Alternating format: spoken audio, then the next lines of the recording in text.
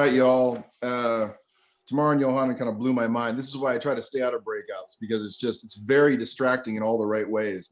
So it was just really fun to have that conversation. One of the things that came up is that Tamara is, has deep connections into Claremont Graduate University, where I went to school, and it reminded me, Tamara, of one of the things that and Tamara just finished her doctorate, so that's a big, awesome, congrats. And when I finished at Claremont, my dissertation chair said something that that sat with me forever, that I would call my dissertants the night before they would defend their dissertations and say the same thing. And he said this, he said, when you finish your PhD, he said, you will feel the next day like exactly the same person, but the entire world will expect different things of you. And it actually is an incredible statement of self-awareness if you think about it. That awareness of, okay, I don't feel any different, but the world's seeing me differently. And it was really good advice, because it helped me understand why people were looking at me a certain way at a young age. And I don't think I fully understand all that, but it was interesting. And then I also, as we get into this, I just came from a skin doctor appointment, and it was kind of interesting because I'm there, he's checking me for, skin stuff. And I was sitting there on the table, and the mirror was in front of me, which was very awkward. And I'm sitting there, and he walks around to the backside of me with the nurse that was with him. And I immediately had this awareness that he was looking at my scar. I have a very long scar because I've had 2 back surgeries. So I have a 2-level fusion. So it's a pretty nasty scar, but I don't ever see it. But I immediately became aware that it was there. And then when he came back around, he mentioned it. And what was interesting also is when he mentioned it, he said, I've had a lot of back issues as well. I live with quite a bit of pain. And so it was just another fascinating part about this awareness thing of things we live with that people might see and what they're perceiving. So let's jump in. This is it's a big topic. I'm telling you, y'all, I want to be practical, but my brain gets into a little bit of the science and research behind these things. And so I'm going to take some of that permission to do this. Please have your leading under pressure inventory out, because I'm going to do this pretty quickly. But I have a question for you. Try to do this in the chat real quick. What is it that you would like to know about yourself that would help you and help others? That's why I love y'all, because I can ask you these kinds of questions and you probably will answer it. I know it's a big one, Russ. Russ is like, what the heck, Rob? It's Tuesday. Come on. Back off, dude.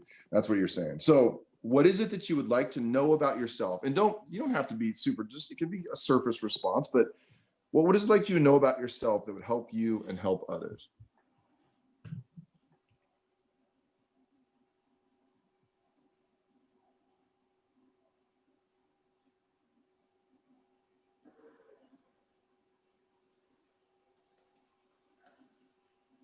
Just read them as they come up once you put yours in there.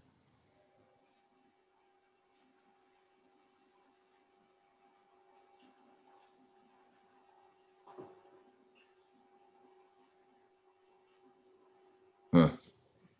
Come on. There's gold in there.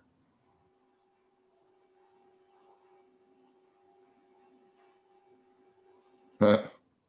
It's good.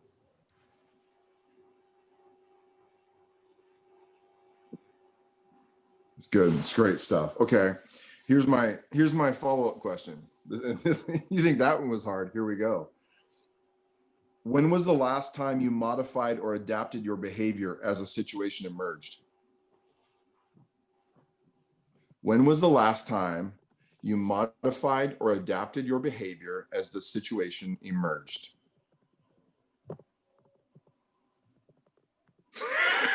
30 minutes ago. Oh, like yesterday? Today?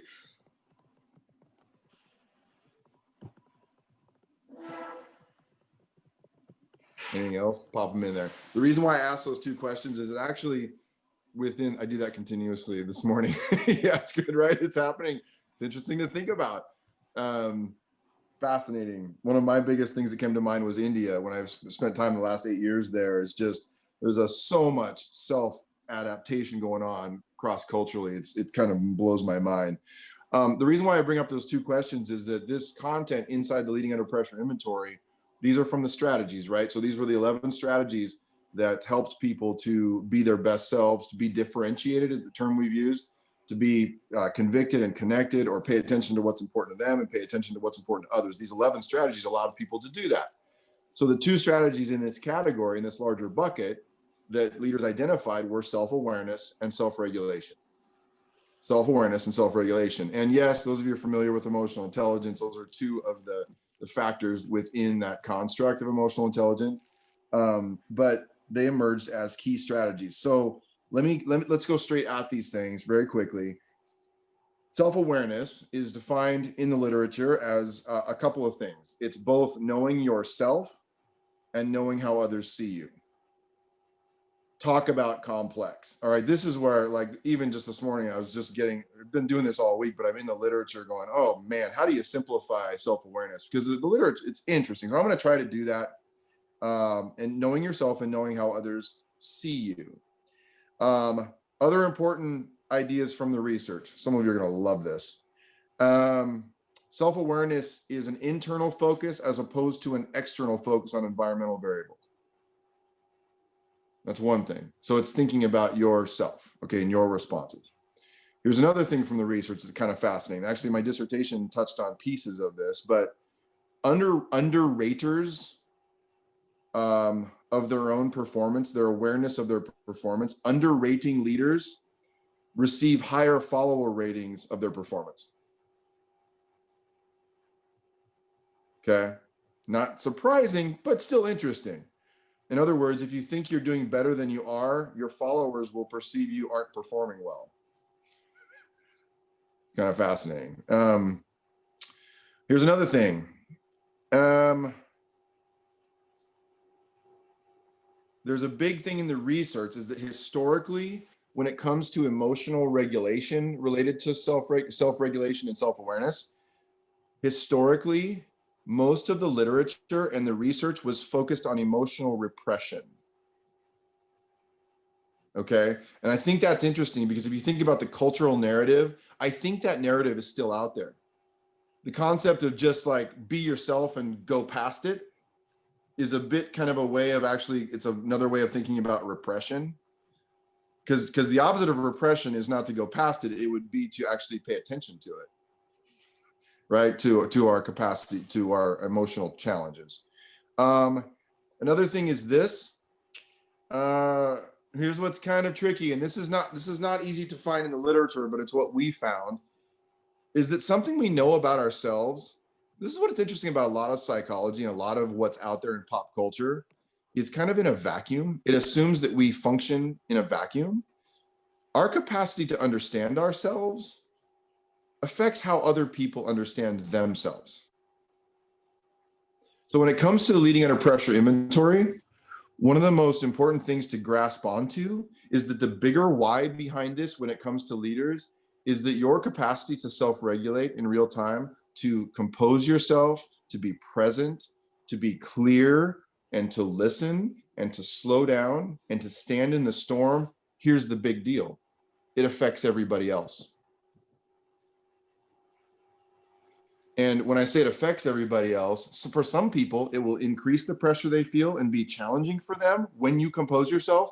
And for others over the long term, the goal would be that our composing ourselves would actually have a regulating impact on the entire system of people around us. But that's a long-term proposition, because as I've said before, if you change one thing you do, it likely will increase the anxiety that other people will feel in the short term. This is why when you felt very calm under pressure, if people haven't experienced that before, you may have experienced family members or people in your leadership system who actually, they kind of react, they overreact to it. And you're like, I feel calm, but they're saying like, you don't look calm, because it's not because you're not calm, it's because you look different. And so I'm with you, I'm looking across the people on this who are part of this today. I think I can go there. All right. So when we're working with leadership teams, so much of Daniel and my time, like think of what the Wild Toolkit does to leadership teams. In many ways, it for a time, for people that are the high ready people, this is awesome. For some people that are on the edge, it kind of invites them into their own development. For people that were already struggling, it actually kind of increases pressure. And team leaders and executives will feel like, well, I've got this problem person who doesn't want to be on the calls with you guys. And one of the biggest things that we focus on is focusing on that leader, because if we can increase that leader's capacity to understand why they're in it and to become more self-aware themselves, the CEO, for example, it actually over the long term will help everybody developmentally. And it doesn't have to be the CEO. It's really helpful if it is. So the loopy is based on, as opposed to the concept of repression. I'm not saying there aren't times for repression, by the way. You know me well enough to know that I deal with the paradoxes. So that there might be times where that's probably the healthiest response, in terms of if any of us are in therapy. So, that there might be a time for that. But that the loopy is based on this idea that leaning in to our capacity to self-regulate or to not is just as important as maybe pushing it off at times. So this is a strategic response to pressure. It's leaning in. So that's a lot of kind of stuff around this. So get out your leading under pressure inventory. Let's get practical now and get into a conversation. So remember that anybody that's new, I don't think we have anybody that's new to this conversation. This is all about that attention to self on page 4. This is about what does it take for me to pay attention to what's important to me and to pay attention to what's important to others in real time when the pressure comes on. This is every conversation, every email. And what we found was that self-awareness and self-regulation were key strategies in that mix. Self-regulation, by the way, at its sort of at the nth degree, at the highest level, would be someone who's able to maintain their capacity to make a choice in the moment about how they're going to respond. That would be a very high level of emotional self-regulation. Now, here's the deal, y'all. This is why you should not be listening to me right now. Here are my scores on page 8. My 2 lowest scores on strategies are self-regulation and self-awareness. So Daniel and I talked about this morning. And I think one of the realities also is that I had this with graduate students all the time, was that they would get into, a master's or doctoral program in industrial organizational psychology, thinking they knew what they were talking about. And after 1 year in the program, they'd be like, what's your biggest lesson? Over and over again. I have no idea how much I did not know. Like, it's just like, and so I think maybe hopefully the reality is as you get older, you're like, the more I study, the more I experience, the more I realize how little I understand about myself now. But I look at that objectively and I go like, I kind of know too much about myself. Like, I use the Wild Toolkit every year. So I think it is interesting. I do know a lot about myself, but also maintaining my capacity to change is interesting as I get older. So I think as we get into a conversation about this, and I lost my notes. Let me grab my notes. As you open your feedback report, one thing is to look at how you scored on self-awareness and self-regulation. Like, what is the why behind that? And what I would love for you to talk about, though, I think this is awesome. And it's a continuation of what we just started over those first 2 questions I asked.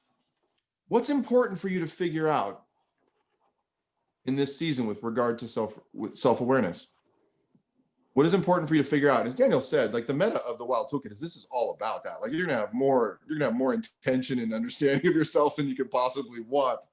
And what do others see that you should be aware of? Do others see that you should be aware of? And there's a lot of powerful variables now. The context you're in matters. Most of you are pretty responsive to the way I am. Okay, know that. I know that. Most of you you're like my people, all right? I will tell you that there are graduate students who were not.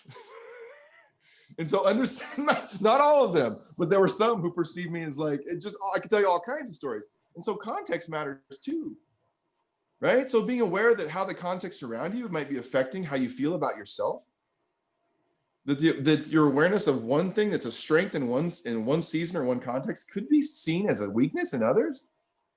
So the 2 questions: what is important for you to figure out, and what do others see that you should be aware of? And maybe give yourself credit. People are seeing great things. Like, what do they see that you should be paying attention to that's good? Well, or there might be blind spots too. So that's just a couple of fodder for the general question that Daniel will frame up. So